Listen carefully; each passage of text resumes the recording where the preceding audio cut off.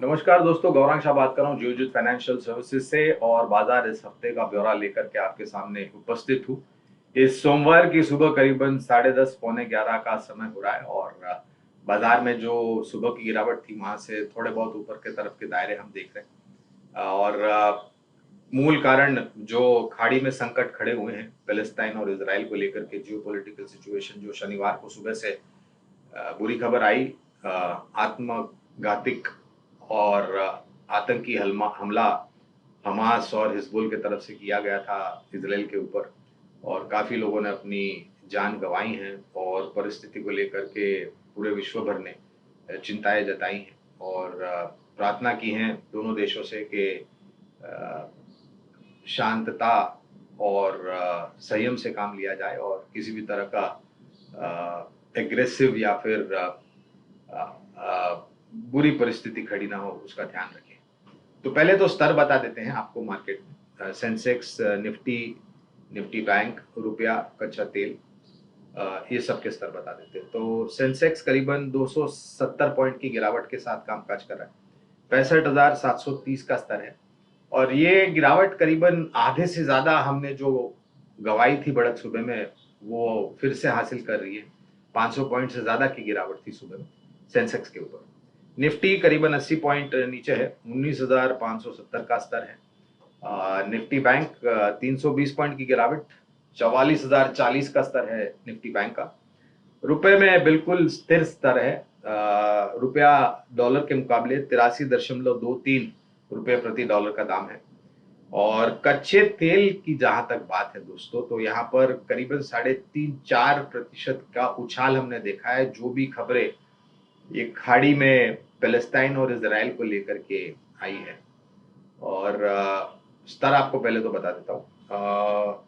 88.70 dollar प्रति barrel है Brent और 86.10 डॉलर प्रति बैरल है नाइमेक्स। अब दिक्कत क्या है, और ये पहली बार नहीं है दोस्तों, पैलेस्टाइन और इसराइल इन दोनों देशों के बीच में काफी कुछ संकट और कठिन परिस्थिति हमने पिछले इतिहास में भी देखी है। लेकिन दुख की बात यह है कि जिस प्रकार से शनिवार को आतंकी हमला हमास हिजबुल के तरफ से किया गया इसराइल पर, तो काफी लोगों ने अपनी जान गंवाई है। संख्या करीबन 1000 के आसपास पहुंच गई है जो लोगों ने अपनी जान गंवाई है। और दोनों तरफ से ये परिस्थिति उतनी ही खराब है। जो हमला इसराइल पर किया गया तो इसराइल ने जवाब में भी कुछ आक्रामक कदम उठाए हैं और वहां पर भी काफी जाने पैलेस्टाइन में लोगों ने गंवाई हैं। और दिक्कत यह है दोस्तों कि इस प्रकार की जब परिस्थिति खड़ी होती है जियोपॉलिटिकल टेंशन, तो कभी कभी संभावना है कि ये काबू के बाहर निकल जाए। और क्योंकि जब भी खाड़ी देशों की बात आती है तो एक चिंता जो विश्व भर को सताती है वो है जो ग्लोबल सप्लाई पाइपलाइन है कच्चे तेल की, यानी कि खाड़ी देशों से जो कच्चा तेल उत्पादन होता है वो पूरे विश्व भर में जाता है।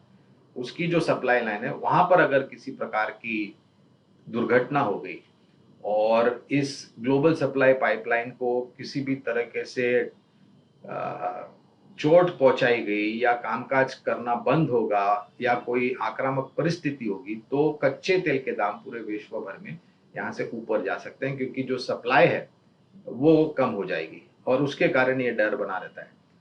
हालांकि ये भी बात वास्तविकता है दोस्तों कि फिलहाल जिस जगहों पर इस प्रकार की परिस्थिति है इसराइल और पैलेस्टाइन के बीच में, तो वहां से कोई ऐसी बड़ी सप्लाई पाइपलाइन नहीं है। लेकिन अगर ये परिस्थिति काबू में नहीं रही और नियंत्रण के बाहर चली गई तो शायद जाकर के ये डर खड़ा हो सकता है। तो ये एक मान्य अनुमान लगा रहे हैं हम। फिलहाल ऐसी कोई परिस्थिति नहीं है कि ग्लोबल क्रूड ऑयल पाइपलाइंस में कोई किसी भी तरह का डिस्टरबेंस या कोई कठिनाई आए हैं। ये खाली एक अनुमान लगाते हैं। दूसरी बात है दोस्तों कि जब कभी भी इस प्रकार की परिस्थिति हमने देखी है, खास करके इस प्रकार के युद्ध को लेकर के या आतंकी हमले को लेकर के, और बाजार में अगर इस प्रकार का करेक्शन आया तो समझदारी यही बनती है कि तब गिरावट में आप अच्छी कंपनी में खरीदारी करें।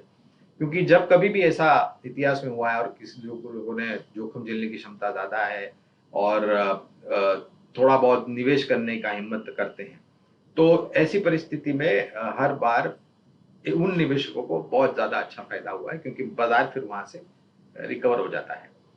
इस प्रकार की परिस्थिति में कच्चे तेल में तो आपको उबाल आते हुए दिखेगा ही, लेकिन उसके साथ साथ जो चांदी और सोने के दाम है वहां पर भी काफी तीव्र उछाल आया है, क्योंकि हर बार जब इस प्रकार की जियोपॉलिटिकल सिचुएशन होती है तो कच्चा तेल, चांदी और सोना काफी ऊपर की तरफ उछलता है। अब निर्भर करता है किस प्रकार से परिस्थिति उभरती है और क्या और फैलता है नहीं फैलता है, बातचीत के द्वारा कुछ मसला हल किया जाता है वगैरह वगैरह। बहुत जल्द दोस्तों, इस बुधवार से यानी कि करीबन 11 तारीख से हम इस तिमाही के दूसरे तिमाही के नतीजे इस वित्तीय वर्ष के देखना शुरू कर देंगे, और हमारा अनुमान ये कहता है कि शायद थोड़ा बहुत रंग और रुझान बेहतर हो सकता है आंकड़ों को लेकर के, और बाजार में एक दशा और दिशा शायद दे सकता है दूसरी तिमाही के नतीजे। ये भी वास्तविकता है दोस्तों। पिछले मेरे ख्याल से अगस्त के महीने में एक दायरे में कामकाज किया, सितंबर में अच्छा ब्रेकआउट मिला, नया सर्वोच्चम स्तर मिला 20,200 का करीबन 14-15 सितंबर में, फिर 14-15 सितंबर में सर्वोच्चम स्तर देखा 20,200 का। 18 सितंबर से गिरावट शुरू हुई, वो थमी पिछले हफ्ते 4 अक्टूबर को, जहां पर निचला स्तर बना 19,350 के आसपास का।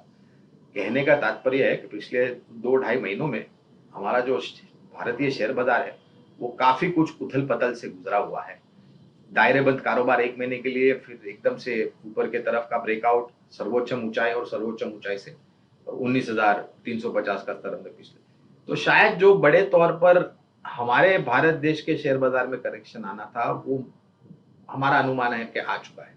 अब ये निर्भर करेगा कि खाड़ी में से इजराइल पैलेस्टाइन की तरफ से क्या खबर आती है और वहां पर किस प्रकार का रुझान होता है, ये आने वाले भविष्य में पता चलेगा। दूसरी बात यह है दोस्तों कि मौसम, बारिश के मौसम को लेकर के जो थोड़ी बहुत चिंताएं हैं, शायद दूसरी तिमाही के नतीजों में इसका असर दिखने मिले। जो खाने पीने के पदार्थ वाली कंपनी है, कंज्यूमर डिस्क्रिशनरी स्पेंड है वगैरह वगैरह। लेकिन हमारा अनुमान ये भी कहता है कि बैंकिंग और एनबीएफसी वित्तीय क्षेत्र शायद अच्छा रुझान लेकर के आएगा। दूसरी तिमाही के एडवांसेस, लोन्स, कासा रेशो के जो आंकड़े हैं वो अच्छे आए थे। कुछ एनबीएफसी में मिसाल के तौर पर बजाज फाइनेंस ने 8,000 करोड़ से ज्यादा का की राशि बाजार में से जुटाने की बात की है, तो एक अनुमान ये लगाया जा सकता है कि ऋण की मांग यानी कि क्रेडिट डिमांड काफी बढ़िया होगी। तो हमारा अनुमान ये कहता है कि बैंकिंग सेक्टर अच्छा करेगा, बैंकिंग और फाइनेंस एनबीएफसी। उसके साथ बैंकिंग में मतलब सरकारी बैंक्स, मजबूत सरकारी बैंक्स और मजबूत निजी क्षेत्र की बैंक्स अच्छे नतीजे लेकर के आएगी। एनबीएफसी अच्छे नतीजे लेकर के आएंगे। ऑटो सेक्टर में बेहतर रुझान, एफएमसीजी में आपको शायद थोड़ा बेहतर रुझान आता वो दिखेगा। सीमेंट सेक्टर शायद थोड़ा बेहतर सकता है। एक अनुमान आईटी सेक्टर को लेकर के ये भी है कि मिला जुला रहेगा।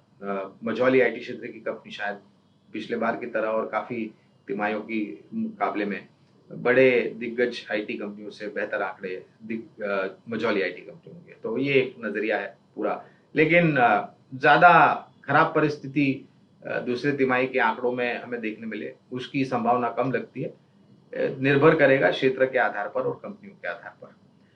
हर बार जब हम आपसे ऐसे मिलते हैं और बात करते हैं दोस्तों, तो 2 विकल्प देखते हैं, और क्योंकि ये संकट वाले समय में जियोपॉलिटिकल सिचुएशन जो खाड़ी देशों में हुआ है उसको देखते हुए हमें लग रहा है कि 2 विकल्प देना बहुत जरूरी होगा।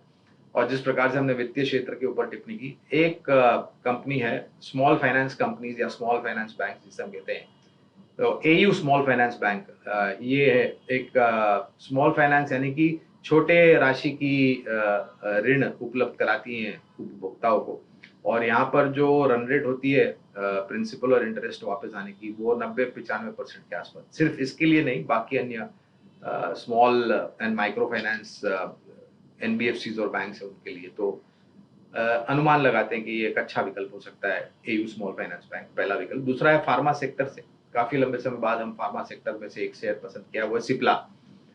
ये पिछले कुछ दिनों में चर्चा में था प्रमोटर स्टेक कल को लेकर के। 2 प्रतिस्पर्धी एक दूसरे को बाहर निकालना चाहते थे, बाद में फिर बोलियां लगाएगी वगैरह, लेकिन उस कारण को लेकर के नहीं, जो कारोबार है उसको लेकर के हमें लग रहा है कि नतीजों के आधार पर एक बेहतर विकल्प हो सकता है। तो 2 विकल्प है दोस्तों बुनियादी तर्क के आधार पर, AU small finance bank micro finance या स्मॉल फाइनेंस बैंक में से, और फार्मास्यूटिकल सेक्टर में से सिप्ला लिमिटेड।